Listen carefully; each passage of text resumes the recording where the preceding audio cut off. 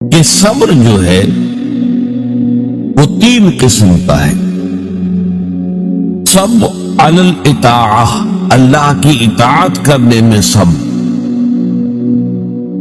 فجر کی نماز کے لیے اٹھنے کے لیے اس وقت چونکہ بڑی نیند گہری آئی ہوئی ہوتی ہے، رات بھر اگر کوئی مریض پریشان رہا ہو اور بے چین رہا ہو، اس وقت اسے نیند آ جاتی، اس وقت نیند کو توڑ کر اٹھنا واقعہ یہ ہے کہ اس کے لیے صبر کی۔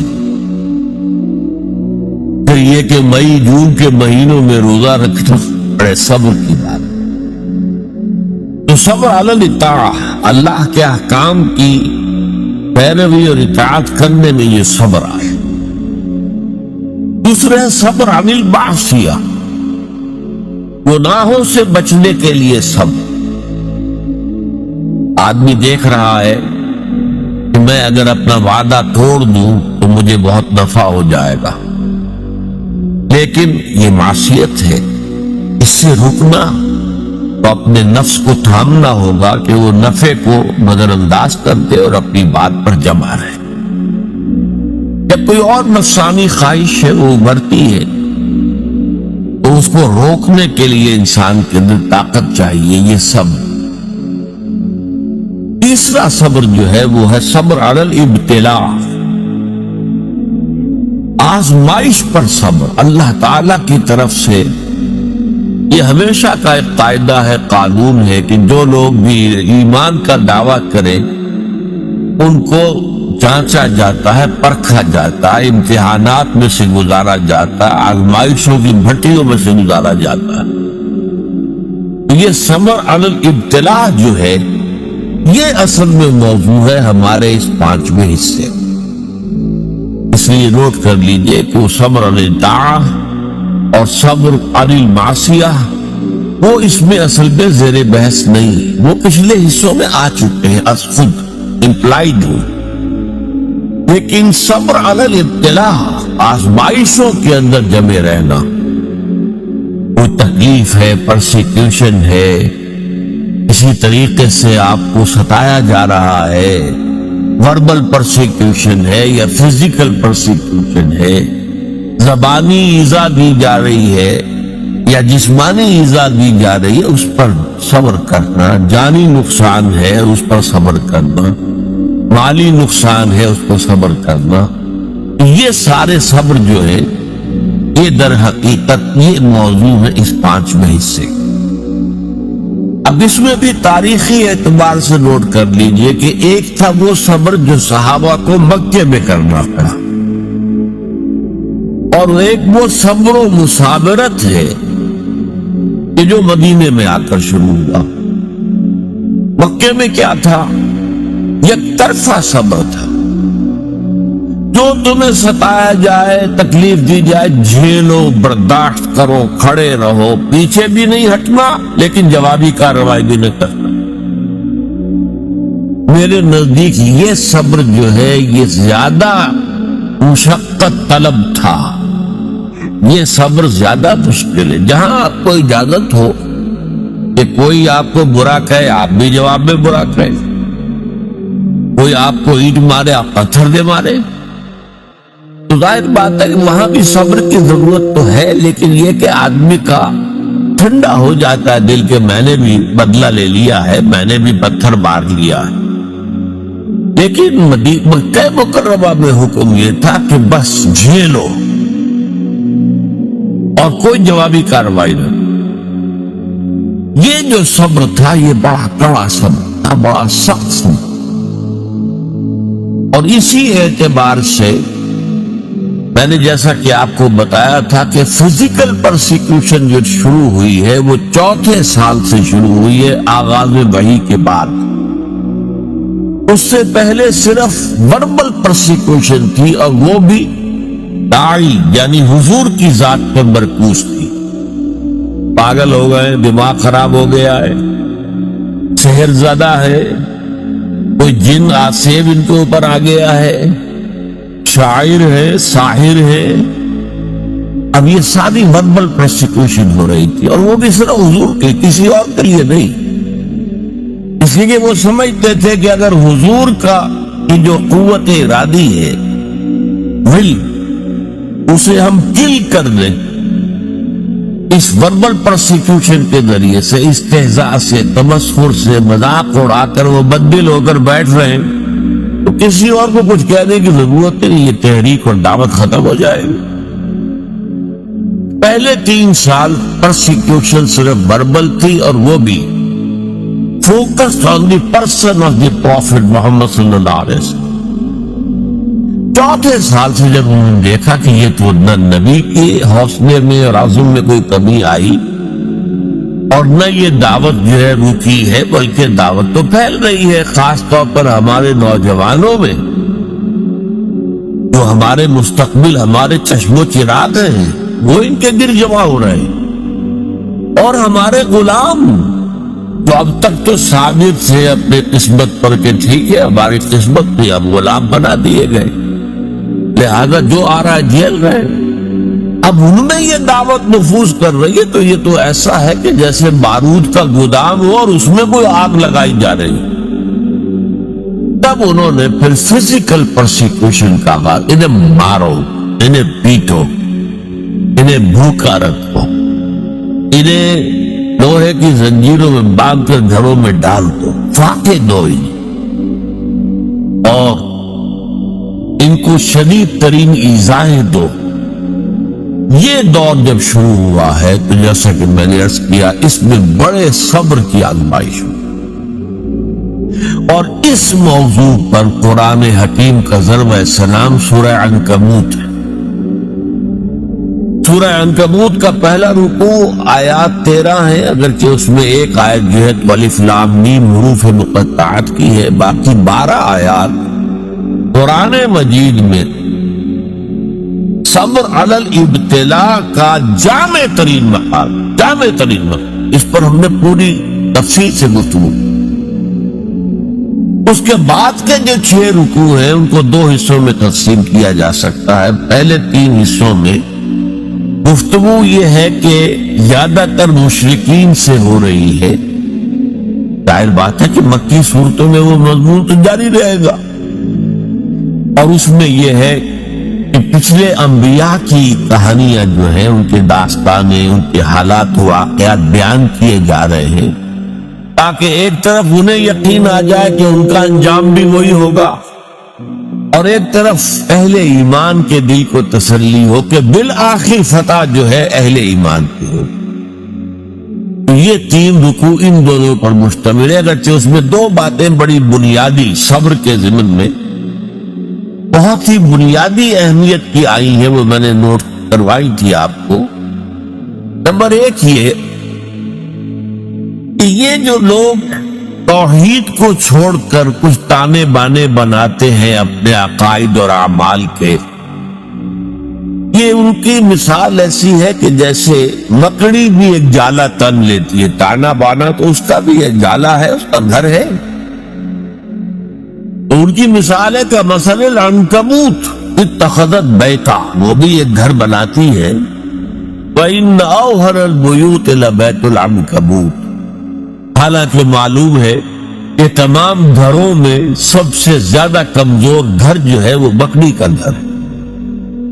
تو ان کے یہ تانے بانے بے بنیاد ہیں، غیر معقول ہے، نہ فطرت میں بنیاد ہے نہ عقل میں بنیاد۔ ذرا سی آپ اس کا تجزیہ کریں گے تو معلوم ہو جائے گا کہ بے بنیاد ہے، بے اصل ہے، ان کی کوئی حیثیت ہی نہیں۔ اور دوسری مثال بہترین دی تھی، اور وہ یہ کہ حق کے منکشف ہونے کے باوجود جو لوگ باطل پر اڑے رہتے ہیں، ان میں بڑی تعداد ایسے لوگوں کی ہوتی ہے جو صرف اپنے تعلقات کی بنا پر وہیں پر جمے رہتے۔ کیا کریں، اگر ہم بدل لیں گے بات تو ٹھیک ہے، لیکن ہم نئی بات قبول کریں گے تو اپنے خاندان والوں سے کٹ جائیں گے، اپنے رشتہ داروں سے کٹ جائیں گے، کوئی جماعت ہے اس میں ہم شریک ہیں، لیکن اتنے سال ہو گئے، ہمیں 50 برس ہو گئے، ہماری رشتہ داریاں اسی جماعت میں ہو گئی ہے، ہمارے کاروباری اتحاد وہی ہے، اب اس جماعت کو چھوڑ کر ہم کیسے جو ہے پنپے کے کیسے؟ اس لیے کہا گیا ہے کہ ان کی مثال کیا ہے؟ ان کا معاملہ یہ ہے کہ مودۃ بینکم فی الحیات الدنیا، تم باطل پر اڑے ہوئے ہو صرف اپنی دنیاوی جو زندگی ہے اس کے محبتوں اور تعلقات کی وجہ سے۔ یہ نہیں ہے کہ تم اس میں مطمئن ہو، کنونسڈ ہو، حقیقت تم پر منکشف ہو چکی ہے۔ یہ بات صحیح نہیں ہے، ہم غلط راستے پر جا رہے ہیں۔ لیکن مودۃ بینکم فی الحیات الدنیا یہ چیز ہے جو تمہیں روکے ہوئی ہے، آپ اس کو چھوڑ نہیں سکتے۔ آخری 3 رکوع جو ہیں وہ میں نے عرض کیا تھا کہ یہ 3 رکوع در حقیقت اس میں 2 مضامین جو ہیں ان کو لپیٹ دیا گیا، بٹ دیا گیا۔ ان میں سے ایک مضمون ہے وہی اہل ایمان سے خطاب، کہ آزمائش کے وقت کیا چیزیں ہیں جو تمہیں قائم رکھیں گی، تمہیں طاقت کس سے حاصل ہے، صبر کی بنیاد کن چیزوں پر قائم ہے۔ تو اس میں ہم نے دیکھا کہ 21ویں پارے کی جو پہلی آیات ہے نہایت جامع ذکر کی اہمیت۔ اتل ما اوحی الیک من الکتاب واقم الصلاۃ ان الصلاۃ تنہی عن الفحشاء والمنکر ولذکر اللہ اکبر۔ پھر یہ بھی فرمایا گیا کہ اہل کتاب کے ساتھ جو ہے، ان کے ساتھ جو ہے مجادلہ کرو، لیکن بڑے اچھے اسلوب، مشترک بات تلاش کرو اور وہاں سے بات شروع۔ اس طرح کے کی ہدایات آ گئی۔ پھر یہ ہے کہ مشرکین سے بات شروع ہو گئی۔ اب جو یہ آخری حصہ ہے آیت نمبر 56 سے لے کر 69ویں آیت تک، اس میں بھی آپ دیکھیں گے پہلی 5 آیات نہایت اہم ہیں ان لوگوں سے خطاب کر کے جو ان مشکلات و مصائب کی بھٹیوں میں سے گزر رہے۔ ان میں سے بعض لوگ ایسے بھی تھے کہ جن کے صبر کا پیمانہ اب لبریز ہو رہا، مزید ہمت اپنے اندر نہیں پاتے تھے اس پرسیکیوشن کو برداشت کرنے۔ ان کے لیے ایک راستہ کھول دیا گیا، اجازت دے دی گئی ہجرت۔ اگر تم ہمارے دین پر قائم نہیں رہ سکتے، اس جگہ پر اتنی سختی ہے، اتنا تشدد ہے، تو ٹھیک ہے تم ہجرت کر جاؤ، میری زمین بڑی وسیع ہے، بڑی کشادہ ہے، زمین سے نہ بندھے رہو۔ پروفیسر مرزا محمد منور صاحب ایک لفظ استعمال کیا کرتے تھے، میں اس کو انہی کے حوالے سے استعمال کر رہا ہوں۔ Islamic culture is not earth bound. اسلامی تہذیب اور ثقافت جو ہے وہ زمین سے جڑی ہوئی نہیں ہے۔ ایک ہوتا زمین، بھارت ماتا، ہم سب بھارت کی اولاد ہے، سنز آف دی سوائل، نو، ہمارا تعلق نظریات سے ہے، اللہ سے ہے، ایمان سے ہے۔ اس بنا پر ہماری ایک جمعیت ہے، ان کی جمعیت کا ہے ملک و نسب پر اعتبار، اور قوت دین سے ہے مستحکم جمعیت تیری۔ اس اعتبار سے مسلمان جو ہے وہ ارتھ باؤنڈ نہیں ہے۔ اگر ایک جگہ پر رہتے ہوئے تم دین پر نہیں چل سکتے، چھوڑو اس جگہ کو، دفع کر دو اسے اور چلے کہیں اور چلے جاؤ۔ لیکن ساتھ ہی کچھ اور باتیں بھی کہہ دی گئی۔ تو یہ در حقیقت یہ موقع کیا تھا؟ اسی کے بعد ہجرت حبشہ ہوئی ہے کہ بہت سے لوگ جو ہے حضور کی اجازت سے وہ مکے کو چھوڑ کر اور حبشہ کی طرف چلے۔ لیکن یہ ہجرت صرف اس کے اندر صرف ایک چوائس دیا گیا تھا، ایک اجازت دی گئی تھی، یہ ہجرت واجب نہیں تھی۔ اس کے بعد جو ہوئی ہے 7 سال کے بعد ہجرت مدینے کی، وہ واجب تھی۔ وہ تو ایک یوں سمجھیے کہ جو ریولوشنری پروسیس تھا محمد رسول اللہ صلی اللہ علیہ وسلم کا، اس کی اہم کڑی ہے، اس کا ایک ٹرننگ پوائنٹ ہے، وہ واجب تھی۔ لیکن یہ ہجرت جو تھی، جس کو اب ہجرت حبشہ کہتے ہیں، سن 5 نبوی میں جو ہوئی ہے، یہ ہجرت تھی اجازت، جا سکتے ہو، اگر نہیں تم سے جھیلا جا رہا تو ٹھیک ہے، تم مکے کی زمین کو خیر بات کہو، کہیں اور چلے جاؤ۔ اور کہاں چلے جائے اس کی ہدایت حضور نے کر دی کہ حبشہ کا ملک ہے، زیادہ دور نہیں ہے حبشہ، درمیان میں صرف ریڈ سی ہے، پورا قلزم، بس اس کو کراس کرو، کشتیوں میں بیٹھے اس کو کراس کیا، حبشہ پہنچ گئے۔ تو یہ ہجرت حبشہ کی طرف اشارہ ہو رہا ہے، تو ارشاد ہوا یا عبادی الذین آمنوا، انتہائی بڑا پیارا انداز، اے میرے وہ بندو جو ایمان لائے۔ ایک بات میں نے اس سے پہلے کئی مرتبہ کہی ہے آپ سے کہ قرآن مجید میں یا ایھا الذین آمنوا، یہ جو طرز خطاب ہے یہ صرف مکی صورتوں میں، مدنی میں نہیں، جبکہ ایک امت کی شکل بن گئی تھی، تحویل قبلہ ہو گیا، معلوم ہوا کہ ایک نئی امت نئے مرکز کے گرد اب وجود میں آ گئی، لہذا وہاں یا ایھا الذین آمنوا، اور اس میں صرف صاحب ایمان نہیں، منافقین بھی شامل ہوتے ہیں۔ پورے قرآن میں کہیں منافقین کو نہیں کہا گیا یا ایھا الذین نافقوا، وہ بھی اپنے ایمان کے مدعی تھے، انہیں ایک مسلمان سمجھا جاتا تھا، اس لیے یا ایھا الذین آمنوا میں دونوں کور ہو جاتے۔ قرآن مجید میں مکی صورتوں میں یا ایھا الذین آمنوا کا لفظ صرف ایک صورت میں آیا ہے، اور وہ صورت ہے کہ جس کے بارے میں اختلاف ہے کہ وہ مکی ہے یا مدنی ہے، وہ سورہ حج ہے۔ اس کے بارے میں یہ رائے بھی ہے کہ وہ مکی ہے اور یہ رائے بھی ہے کہ مدنی، اور اس کی بعض آیات جو ہے ان سے محسوس ہوتا ہے کہ وہ مدنی ہے، وہ اصل میں میرے نزدیک برزخی آیات ہیں، نہ مکی نہ مدنی، یعنی حضور کے سفر ہجرت کے دوران نازل۔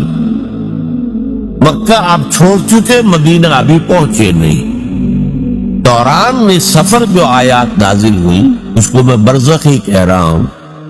تو دنیا اور آخرت کی زندگی کے درمیان ایک مرحلہ ہے برزخی، ایسے ہی یہ مکی اور مدنی کے درمیان، پر اس کے علاوہ پوری مکی صورتوں کے اندر، ویسے وہ صورت بحیثیت مجموعی میرے نزدیک مکی ہے، اس کی وہ آیات جن کی بنا پر لوگوں نے یہ گمان کیا کہ مدنی ہے، وہ میرے نزدیک برزخی ہے، یعنی مکی اور مدنی کے درمیان۔ باقی اگر مکی صورت میں خطاب ہوتا ہے تو یا عبادی الذین آمنوا، یا عبادی الذین اسرفوا، اور یہ بڑا ہی محبت آمیز، اے میرے وہ بندو جو ایمان لائے۔ اب اس سے زیادہ التفات اور عنایت اور توجہ اپنائیت جسے کہ اے میرے وہ بندو، اسی کی ایک مثال آپ کو ملتی ہے سورہ زمر میں، قل یا عبادی الذین اسرفوا علی انفسہم لا تقنطوا من رحمت اللہ، اے نبی ان سے کہہ دیجئے اے میرے وہ بندو جنہوں نے اپنے اوپر ظلم کیا ہے، کوئی گناہ کمائے ہیں، کوئی معصیت کا ارتکاب کیا ہے، تو جان لو کہ تمہارا رب جو ہے وہ رحیم ہے، تواب ہے، وہ تو تمام گناہ معاف کر دے گا۔ لا تقنطوا، مایوس نہ ہو جائے گا اس کی رحمت سے۔ یا عبادی الذین اسرفوا لا تقنطوا من رحمت اللہ انہ یغفر الذنوب جمیعا، سارے گناہ، حدیث میں آتا ہے کہ کوہ احد جتنے گناہ بھی ہو تو میں معاف کر دوں گا آنے واحد میں، توبہ کرو خلوص کے ساتھ، آنے واحد میں سب نسیہ منسیہ ہو جائیں گے جیسے کہ ان کا وجود آئی۔ وہی انداز ہے یا عبادی الذین آمنوا ان ارضی واسعۃ، دیکھو ہماری زمین بہت کشادہ، صرف مکہ ہی تو نہیں ہے رہنے کی جگہ، ارضی واسعۃ۔ ہاں عرب کے اندر جو ہے سارے علاقے تو قریش کے تابع تھے، لہذا قریش کے مقابلے میں پناہ دینے والا کوئی قبیلہ نہیں، لہذا عرب کی سرزمین تو اپنی وسعت کے باوجود تنگ ہو چکی۔ البتہ عرب سے باہر پوری دنیا پڑی ہے، جاؤ، لیکن ڈٹے رہو، ایمان سے پیچھے نہ، ان ارضی واسعۃ فایای فاعبدون، بس میری ہی بندگی کرو، یہاں نہیں کر سکتے تو وہاں جا کر کرو۔ اس میں پھر حضور نے نشاندہی فرما دی صلی اللہ علیہ وسلم کہ جاؤ حبشہ میں چلے جاؤ، وہاں ایک بادشاہ ہے جو بڑا ہی انصاف پسند ہے، اس بادشاہ کے پاس نجاشی رحمت اللہ علیہ جو بعد میں ایمان بھی لے آئے اور انہیں تابعین میں شمار کیا جاتا ہے کہ حضور کی زیارت تو ان ثابت نہیں ہے، نہیں ہوئی ہے، لیکن یہ کہ وہ ایمان لائے ہیں، صحابہ کو انہوں نے دیکھا ہے جو بھی گئے تھے ہجرت کر کے وہاں، لہذا انہیں تابعی شمار کیا۔ ان ارضی واسعۃ فایای فاعبدون، میری ہی بندگی کرو۔ اسی سے ملتے جلتے اشعار ہیں حضرت علی رضی اللہ تعالیٰ عنہ،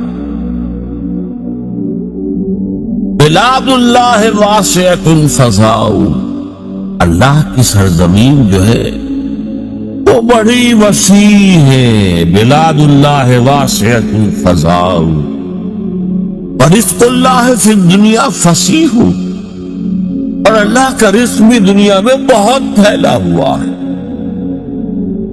فَقُلْ لِقَائِلِ الْقَائِدِينَ عَلَى هَوَانٍ، تو ذرا جو لوگ بے عزتی بے غیرتی کی وجہ سے بھی رہ رہے کسی جگہ، ایک جگہ رہ رہے اگرچہ بے عزتی ہو رہی ہے، توہین ہو رہی، اہانت ہو رہی، ان کی حمیت کو کچلا جا رہا ہے۔ فَقُلْ لِلْقَائِدِينَ عَلَى هَوَانٍ، اس توہین آمیز روش کے باوجود جو وہاں بیٹھے ہوئے ہیں ان سے کہہ دو، فَقُلْ لِلْقَائِدِينَ عَلَى هَوَانٍ إِذَا ضَاقَتْ بِكُمْ أَرْضٌ فَسِيحُوا، اگر کوئی ایک زمین تم پر تنگ پڑ جائے تو چھوڑو اس کو، کہیں اور چلے گا، اپنی عزت نفس کی حفاظت، اور یہاں معاملہ ایمان کا، اپنے ایمان کی حفاظت۔ یا عبادی الذین آمنوا ان ارضی واسعۃ فایای فاعبدون کل نفس ذائقۃ الموت ثم الینا ترجعون۔ اب اس میں دوسرا رخ بھی آ گیا، دیکھو یہاں کے تشدد سے آخری اندیشہ اسی کا ہے نہ کہ وہ تمہیں قتل کرتے ہیں، لیکن سوچ لو اگر ابھی تم قتل سے بچ جاؤ گے تو کیا موت سے بچے رہو گے؟ موت تو آنی ہے، آج نہیں تو کل، کل نہیں تو پرسوں۔ لہذا یہ اجازت تھی، کیونکہ صرف یہ کوئی حکم نہیں تھا ہجرت کا، اجازت، اور اس اجازت کے اندر یہ چیز امپلائڈ تھی کہ جس کی ہمت جواب دے رہی ہو، اس میں مزید جھیلنے کی جو ہے برداشت کرنے کی ہمت نہ اپنے اندر پائے، وہ چلا گیا۔ لیکن انہیں سے کہا جا رہا ہے تو موت سے بچ کر تم کہیں نہیں جا سکتے۔